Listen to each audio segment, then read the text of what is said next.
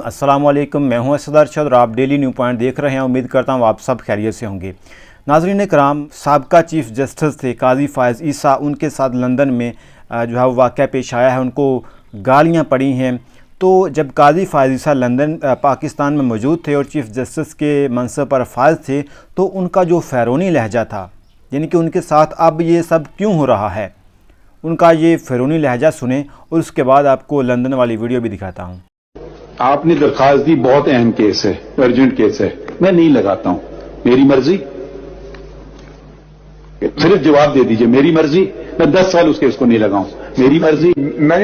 आपका ये केस आपने फाइल किया, ठीक है, मैं नहीं लगाता इसको। आप क्या कर लोगे? कुछ भी नहीं कर सकते हैं। काजी फ़ायज़ ईसा को ये लगता था कि वो हमेशा से इस कुर्सी पर बैठे रहेंगे और ऐसे ही जो है वो जुल्म सितम और जबर का जो बाज़ार है वो गर्म रहेगा।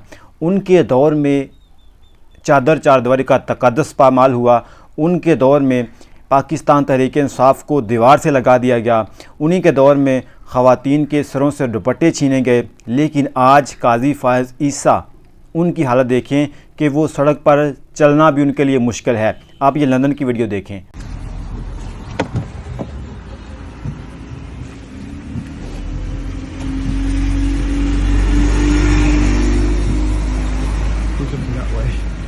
आप काजी फ़ायज़ ईसा है, लानत है आप पर, लानत हरामी।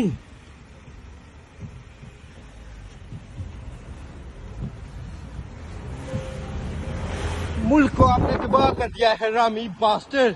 इसके बाद आप ये कह सकते हैं कि काजी फ़ायज़ ईसा ने जो बीज बोया था उसी की फसल को अब काट रहे हैं। जो जुल्म सितम जबर इनके दौर में किया गया था और काजी फ़ायज़ ईसा जो है वो देख कर अपनी आँखें बंद कर रहे थे, तो आज काजी फ़ायज़ ईसा जो है वो मुँह दिखाने के काबिल भी नहीं है।